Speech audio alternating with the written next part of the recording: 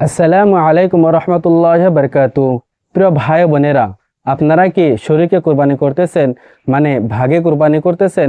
যে একটা কোরবানির জন্তুতে আপনারা কয়েকজন মিলে কোরবানি করতেছেন, তাহলে সাবধান হয়ে যান, এখনই সতর্ক হয়ে যান। কারণ আজকের ভিডিওতে আমি ভাগে কোরবানি দেওয়ার জন্য এমন 4টি শর্তের কথা বলবো, যে 4টি শর্ত থেকে যদি একটা শর্ত অমান্য হয় তাহলে কারোরই কোরবানি হবে না।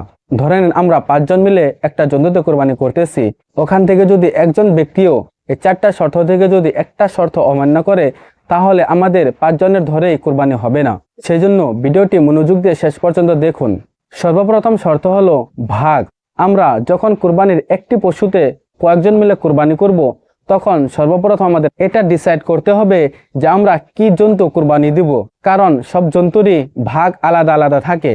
যেরকম ভাবে বড় জন্তু গরু, মোষ, উট এরকম জন্তুতে 7টি ভাগ থাকে, আর এরকম জন্তুতেই ভাগে কোরবানি দেওয়া জায়েজ আছে। আর যদি ছোট জন্তু হয় ছাগল, ভেড়া, দুম্বা, তাহলে এগুলো জন্তুতে শুধু একজন ব্যক্তি কোরবানি দিতে পারবে, এরকম জন্তুতে কয়েকজন মিলে কোরবানি দিতে পারবে না। সেই জন্য আমরা যদি ভাগে কোরবানি করতে চাই তাহলে আমাদের বড় কোনো জন্তু কোরবানি দিতে হবে, যেমন ভাবে গরু, মোষ বা উট। তো চলুন এবার আমরা জেনে নেই 2 নম্বর শর্তটি। 2 নম্বর শর্তটি হলো নিয়ত। আর নিয়তই হলো সবচেয়ে বেশি গুরুত্বপূর্ণ। কারণ আমরা যে কয়জন মিলে যে কয়জন ভাগে কোরবানি করতেছি, ওখান থেকে আমাদের সবারই নিয়ত সহি হতে হবে। যদি একজন ব্যক্তিরও নিয়ত সহি না হয়, নিয়ত সঠিক না হয়, তাহলে আমাদের কারোরই কুরবানি হবে না, সবারই কুরবানি বেকার হয়ে যাবে। ধরে নিন আমরা 5জন মিলে কোরবানি করতেছি, সেখান থেকে আমরা 4জনের নিয়ত সঠিক আছে, আমরা 4জন এই নিয়তই করেছি যে আমরা কোরবানি করতেছি আল্লাহর রাস্তায়, আল্লাহ তাআলাকে সন্তুষ্টি করার জন্য, আল্লাহ তাআলাকে রাজি খুশি করার জন্য। কিন্তু একজন ব্যক্তি নিয়ত করছে শুধু গোশত খাওয়ার জন্য। যদি এরকম হয় তাহলে ওই একজন ব্যক্তির নিয়ত সহি না হওয়ার কারণে আমাদের 5জনের ধরেই কুরবানি হবে না, অথচ আমরা 4জনেই নিয়ত সহি করেছিলাম।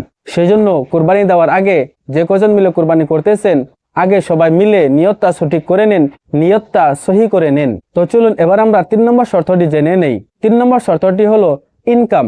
মানে আমরা যে কজন মিলে যে কজন ভাগে কোরবানি করতেছি, ওখান থেকে যদি কারোর ইনকাম হারাম হয় তাহলে সবারই কোরবানি বেকার হয়ে যাবে। ধরে নেন আমরা 5জন মিলে কোরবানি করতেছি, 5জন থেকে যদি একজন ব্যক্তিরও হারাম ইনকামের টাকা দিয়ে কোরবানি জন্তু কিনা হয়েছে, আর 4জন ব্যক্তির হালাল পয়সা দিয়ে কোরবানি জন্তু কিনা হয়েছে, তাহলে ওই একজনের জন্য 5জনের ধরে কোরবানি হবে না। সেজন্য যখন ভাগে কোরবানি দিবেন, একটা জন্তুতে কয়েকজন মিলে কোরবানি দিবেন, তখন যে কজন মানুষ মিলে কোরবানি দিবেন আগে দেখে নেবেন যে ওখানে কারোর হারাম ইনকামের টাকা আছে কিনা। যদি কারোরও হারাম ইনকামের টাকা থাকে তাহলে তার সাথে আপনারা ভাগে কোরবানি দিবেন না। তো চলুন এবার আমরা লাস্ট শর্তটি জেনে নেই। 4 নম্বর শর্তটি হলো মাংস ওজন করে বিতরণ করা। যখন কোরবানি দেওয়া হবে, কোরবানির জন্তুকে কাটা হবে, তখন আন্দাজে মাংস বিতরণ করবেন না। আপনারা যে কজন ভাগে কোরবানি করতেছেন আন্দাজে মাংস বিতরণ করবেন না, ওজন করে মাংস বিতরণ করবেন। কারণ যদি মাংস বিতরণ করার সময় কম বেশি হয় তাহলে ওটা অনেক বড় একটা গুনাহ।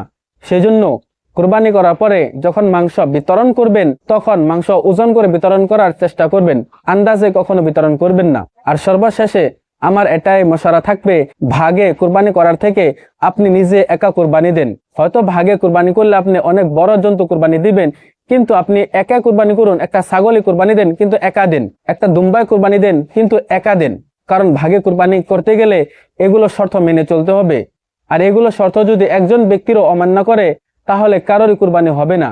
সেজন্য প্রথমে চেষ্টা করুন একা কোরবানি দেওয়ার জন্য। যদি একা কোরবানি দেওয়া সম্ভব না হয় তাহলে সবাইকে এই শর্তগুলো জানান, তারপরে সবাই মিলে এই শর্তগুলো মানার চেষ্টা করুন। আল্লাহ তাআলা আমাদের সবাইকে সঠিক পদ্ধতিতে কোরবানি করার তৌফিক দান করুক। আসসালামু আলাইকুম।